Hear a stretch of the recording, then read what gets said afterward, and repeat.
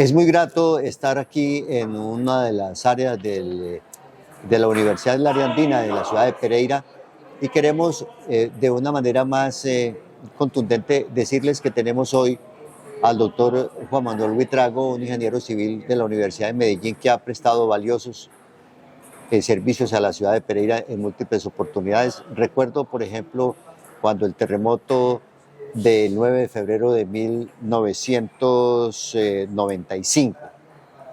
Él era alcalde encargado, estaba recién posesionado Juan Manuel Arango de la alcaldía de Pereira, estaba el alcalde titular en Bogotá y él era el alcalde encargado y le correspondió el momento más crucial de la historia de esos días a la ciudad de Pereira y al doctor Juan Manuel Buitrago como alcalde encargado. De eso y otros aspectos vamos a hablar, pero lo más importante es hoy decirles que el doctor Juan Manuel Buitrago me está comentando de una propuesta que quiere presentarle a la ciudadanía pereirana con la producción de Byron Mejía. Le vamos a mostrar más en detalle esta propuesta de un tren elevado que iría, según el doctor Juan Manuel Buitrago, desde el Parque Olaya Herrera hasta la Plaza de Ferias de Cerritos, utilizando todo el separador central de la avenida 30 de agosto. En un momento regresamos para dialogar con el doctor Juan Manuel Buitrago. Muévete sin ruido y sin emisiones.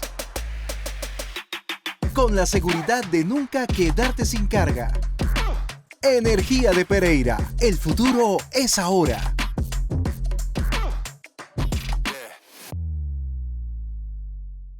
Doctor Juan Manuel, muchas gracias por aceptar esta invitación del programa Puntos de Vista. Usted es tradicionalmente un verdadero líder de opinión desde hace mucho rato en la ciudad de Pereira.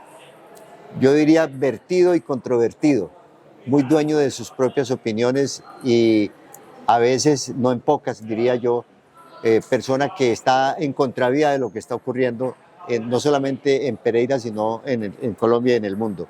Esta propuesta suya de un tren elevado, como lo acabo de explicar, ¿por qué le surge? ¿Por qué nos trae esta inquietud?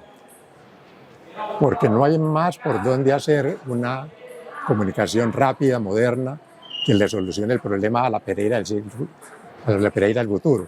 La gente no se da cuenta del paso del tiempo, pero ya el siglo XXI es mayor de edad. Uno es mayor de edad a los 18 años y ya vamos en el 2023. Hace 3 años que el siglo XXI es mayor de edad.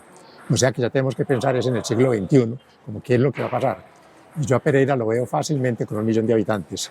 Y ese 1 millón de habitantes solamente se acomodan en una zona muy graciosa. Cuando se hizo el plan de desarrollo de Pereira en 1968, los señores de Bogotá, del Agustín Codazzi, trajeron un plan lleno de colores, que eran todos los barrios de Pereira. Y la parte más importante de Pereira venía en blanco y decía zona de reserva. Cuando yo les pregunté, ¿cómo así que zona de reserva? Y yo, sí, es que esto todavía no lo hemos diseñado. ¿Y para cuándo lo van a dejar? Para cuando esté construido. La cosa se quedó de ese tamaño. Pasaron 20 años sin que a esa zona blanca le hicieran absolutamente ningún diseño. Ni siquiera a Mendoza y Olarte le hizo ningún diseño. Eso se quedó para que hubieran haciendo una cosa que llamaban programas parciales. Para los programas parciales era que cada urbanizador se inventaba una cosita, creaba un problema chiquito y lo volvía más grande. ¿Qué es lo que tenemos hoy en día? Un Cerritos que tiene más de 20 y pico de planes parciales, tal vez muchos más, 25 son los que están pendientes por hacer. Están desarticulados por completo. No tienen obras de urbanismo, no tienen servicios de ninguna naturaleza. Son provisionales, porque yo creo que todos ellos se van a convertir en unidades residenciales altas por la presión demográfica. Manizales no tiene para dónde crecer. Armenia, como decía un amigo, es un paradero de buses con obispo, de manera que no hay absolutamente en la región una zona que pueda competir con Pereira demográficamente. Y eso se va a llenar. Fuera de cámaras, el doctor Juan Manuel Buitrago me decía, con la visión futurista que le ha asistido siempre, que Cerritos en la actualidad tiene una enorme cantidad de condominios con viviendas de 3 y 4 mil metros cuadrados, sí, que eso no tiene futuro. No, ese tipo de urbanización sirve, por ejemplo, en Miami, y eso que ya no le sirve, en donde usted encuentra una cantidad de urbanizaciones distribuidas en 200 kilómetros cuadrados, que hay 200 kilómetros lineales que hay cuando uno sale de Miami. Sí. Entonces la gente se demora medio día para ir al trabajo. Eso es horrible. Ese modelo no nos sirve, congestiona mucho, que es carísimo por la gasolina y por los carros, de manera que hoy ya está mandado a recoger. Y en ese orden de ideas, entonces, la propuesta de tren eléctrico que usted está mostrando, este tren eléctrico que están viendo ustedes en pantalla en este momento, es el tren eléctrico de Tokio. Va al aeropuerto de Tokio a Haneda, el aeropuerto de Tokio. Lo hicieron para los Juegos de Tokio. ¿Para los pueblos? Juegos. Para los Juegos Olímpicos de sí. Tokio en el año 64. Me parece. No, sí, sí, yo recuerdo los Olímpicos del 64. Y este tren eléctrico tiene una característica fundamental, es un monorriel. Sí, en realidad son dos monorrieles porque van en los dos sentidos. Uno de ida y otro de venida. Sí. Para las personas que hemos tenido el privilegio de ir a Disney World, ¿es el mismo? O es el mismo, pero el de Disney World es un solo monorriel. Es un solo monorriel que da una vuelta por Magic Kingdom y por Epcot Center, ¿cierto? Hace la vuelta por todo el parque. Sí. Este monorriel, doctor, según la idea que usted tiene, lo dije al principio, va desde el parque, iría desde el parque Olaya Herrera hasta la plaza de ferias. Sí. Es que son dos sitios para ser parqueaderos. Debajo de la plaza Olaya Herrera caben 3.000 carros y debajo de la plaza de ferias caben otros 3.000. Perdóneme, 3.000 carros en un solo nivel o no, varios niveles. Varios niveles, como los hacia que abajo. tienen los centros comerciales. Sí, como los centros hacia abajo. Sí. En esa solución tampoco la estoy inventando, es la que hay en Ginebra. Muy cerca de la estación de Ginebra, y en el lago, hay un parqueadero como para 4.000 carros, que es donde cuadra toda la gente de Ginebra, y ellos se trasladan en buses por Ginebra. ¿Y lo mismo ocurriría arriba en el parque, la plaza de ferias? Sí, por otras cosas, porque en esa plaza de ferias quedaría la alcaldía del futuro. Pereira se desarrollará hacia Puerto Caldas, Estación Pereira, Guaymaral. Esa es la zona de desarrollo por las nuevas vías que está construyendo el país. O sea, aquí donde estamos, esta sería la ciudad vieja. Esta es la ciudad dormitorio. La ciudad dormitorio. Y la ciudad universitaria también es más tranquila. Bueno, más tranquila si la dejan las discotecas, pero las discotecas hacen parte también de la vida universitaria. Van aquí. Ellos van migrando. Sí. Esta ciudad dormitorio frente a la ciudad del futuro, ¿es en cuántos años de transición los imagina usted? Por ahí unos 30 años. En 30 años. Sí. Pero pasa muy rápido. Más rápido es que yo estoy haciendo un comentario, doctor Juan Manuel Buitrago, a varios amigos y a veces lo planteamos aquí en el programa Puntos de Vista. Decimos, lo digo yo, me disculpa la primera persona, y yo tenía 12 o 13 años de edad cuando Pereira celebró el centenario en 1963. Sí. Sí. Y han transcurrido hasta hoy 50, justamente 60 años. Entonces yo les digo a mis amigos, doctor Juan Manuel Buitrago, que es como si hubiera parpadeado. ¿A qué horas pasaron 60 años? ¿A qué horas transcurrieron 60 años en mi vida y en la vida de todos mis contemporáneos? O sea que el tiempo pasa y no perdona, ¿cierto? Muchos quedaron atrás, otros murieron, los que sobrevivimos decimos, bueno, ¿qué pasó entonces con el desarrollo y con la planeación de Pereira? Y yo hago un punto de partida en este momento, doctor Juan, planteándome una inquietud. ¿Por qué esta ciudad no comienza a planear el Bicentenario? Yo no he escuchado a nadie hablar del Bicentenario. Seguramente lo van a empezar a planear cuando falte un año. Cuando falte un año. ¿Esto está pensado en el Bicentenario? Yo francamente, si es a 30 años. Yo francamente no creo en ese proyecto, porque los proyectos necesitan siempre un líder. Es decir, una persona que se enamore, que lo gestione, que sea capaz de hacerlo. Y en este momento Pereira carece de líderes. Me da mucha pena decirlo así, pero carece. Tenemos dos alcaldes y ninguno de los dos ha dicho qué piensa hacer cuando sea alcalde, fuera de no robar. Pero es que yo creo que en Pereira hay por lo menos, pongámosle poquito, 20 personas que no roban.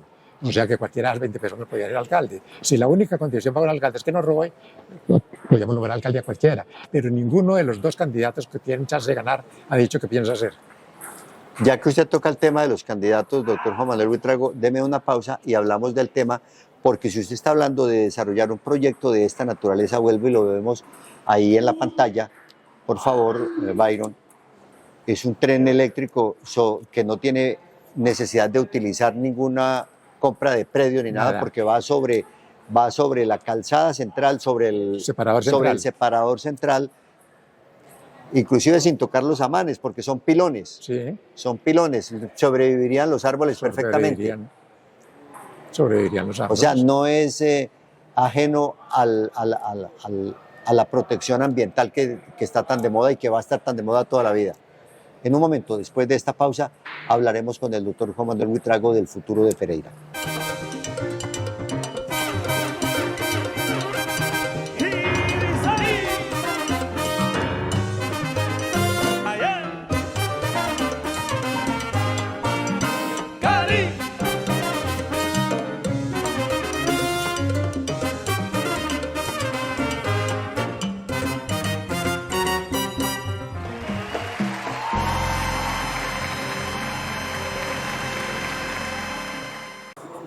Doctor Juan Manuel Buitrago, usted está hablando de dos candidatos que tienen opción en este momento, hoy a 60, cercano a los 2 meses, hasta el 29 de octubre, que son las elecciones.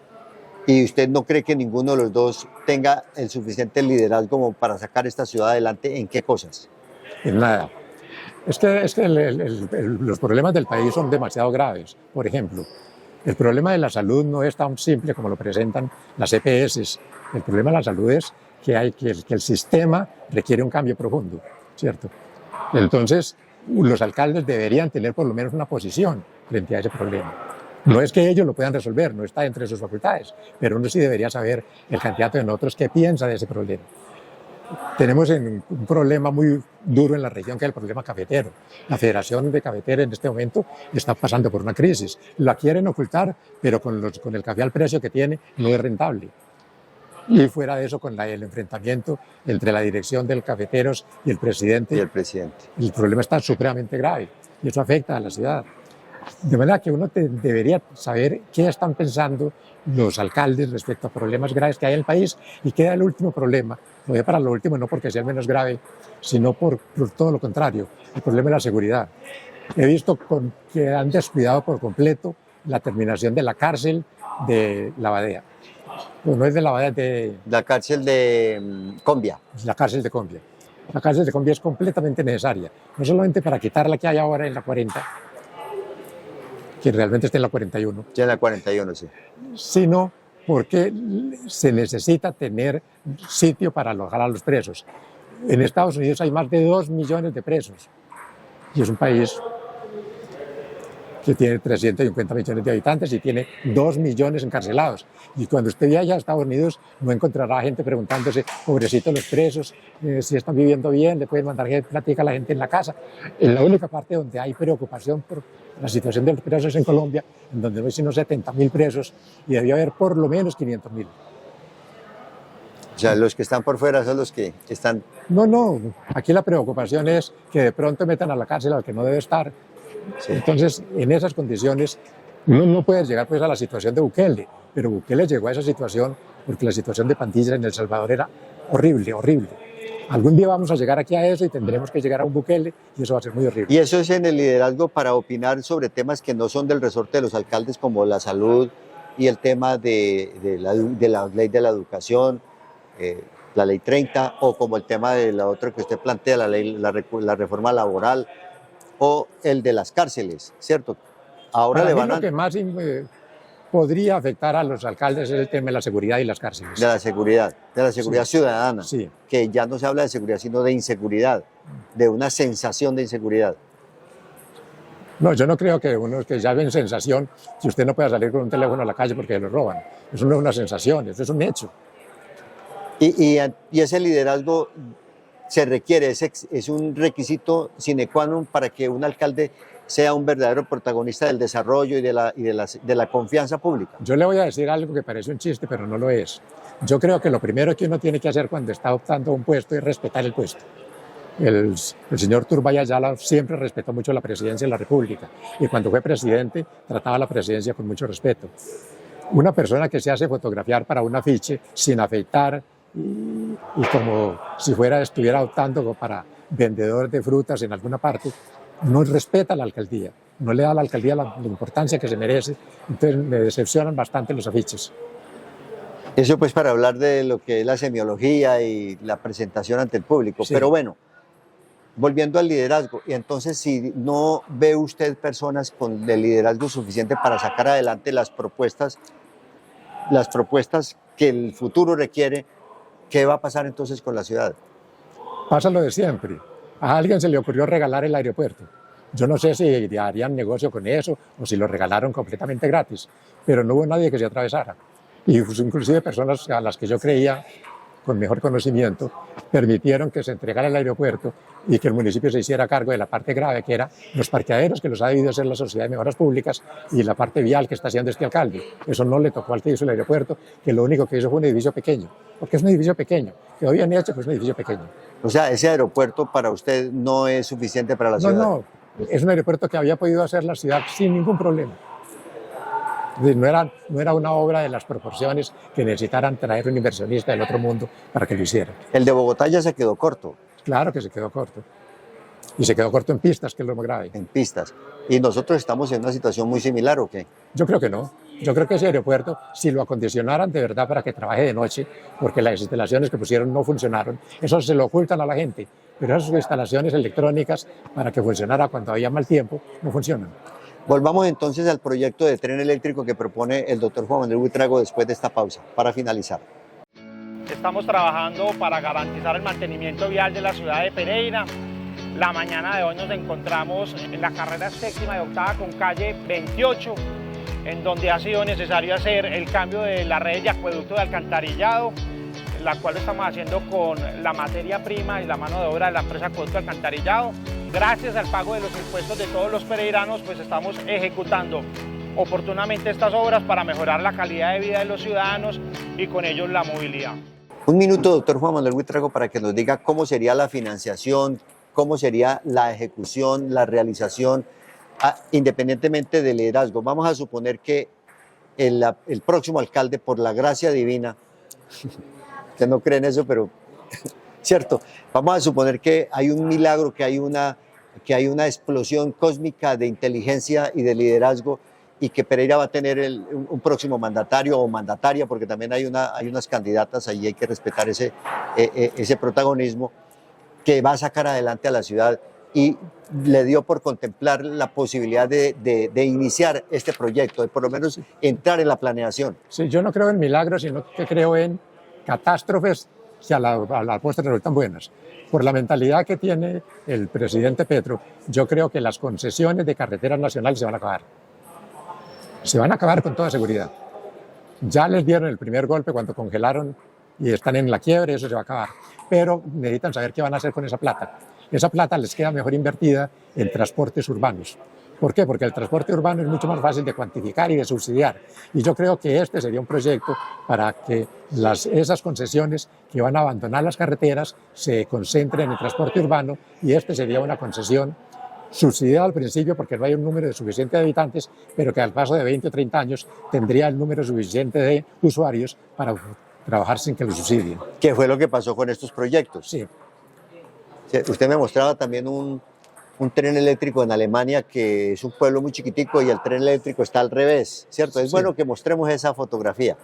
No es el caso de Pereira, ¿cierto? El tren está por debajo del puente. Es colgado. El puente colgado, Es que un tren colgado. En trenes hay dos formas de hacerlo. O lo cuelga uno de la viga del monorriel o lo monta encima. Los montados encima, como usted ve en la foto, tienen unos soportes laterales con neumáticos que hacen que el tren se mueva menos. En cambio, el colgado se bambolea con el viento. Por los ajustes que tiene laterales, es muy seguro. Bueno, en conclusión, doctor Juan Manuel Buitrago, ¿por qué presenta usted esta idea? ¿Por qué quiere que esta idea se conozca? Para que la estudien, simplemente para que la estudien. Yo soy muy enemigo de una cosa que llaman las cuentas de servilleta. Cuentas de servilleta las hacía yo hace 50 años, cuando era jefe de planeación y visitaba a otros colegas, que después del almuerzo en la servilleta hacíamos cuentas, cuánto valdría hacer esta avenida, cuánto valdría hacer esto, y hacíamos cuentas completamente chimbas, porque las cosas iban a costar mucho más. A eso lo llaman cuentas de servilleta, y no quiero que a un proyecto de esto lo vuelvan cuentas de servilleta, sino que alguien lo estudie con más o menos alguna seriedad y diga eso les vale tanta plata. Para mí es más un tema que está del orden de los 200.000 millones de pesos. 200.000 millones de pesos. Queda ahí la inquietud, queda la propuesta, queda la idea del ingeniero Juan Manuel Buitrago, quien ha tenido otras inquietudes muy grandes, y yo sí quiero que me regale una segunda oportunidad para una entrevista adicional. Pero le cuento un fracaso. Sí. Yo inicié, y me costó el puesto iniciarlo, la avenida Cuba Huertas. Me costó el puesto porque había un hueco muy grande al pie de la estación de Cuba. Y decían que por ahí no se podía pasar porque ese terreno era movedizo, que eso era un hueco que no se podía tapar sino con un puente. Yo lo mandé llenar. El contrato lo hice con este ingeniero, el ingeniero más viejo de Pereira, Ciro Medina. Con Ciro Medina Echeverry. Ciro Medina llenó ese hueco, se hizo la avenida Cuba Huertas y lo único que se ha hecho es una urbanización que se llama Los Sauces, que la hizo Invico, que le hizo como 200 casas a la policía. Es la única utilización que ha tenido la famosa El relleno avenida que usted Cuba dice. Huertas. ¿Sí? El doctor Juan Manuel Buitrago, ingeniero, haciendo una propuesta revolucionaria. Para muchos dirán, es una propuesta loca, pero ahí les queda. Muchas gracias a la audiencia de Puntos de Vista, el programa de los líderes de opinión, y al doctor Juan Manuel Buitrago por esta atención que ha tenido con nosotros al aceptar esta invitación.